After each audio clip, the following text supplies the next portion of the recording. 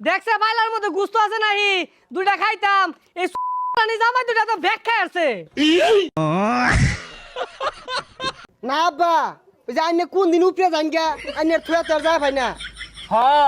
আন্নে মইরা গেলে গুস্তুগুলা খাইবো কারা গুস্তুগুলা নষ্ট হইব খাই যায় নাকি গছ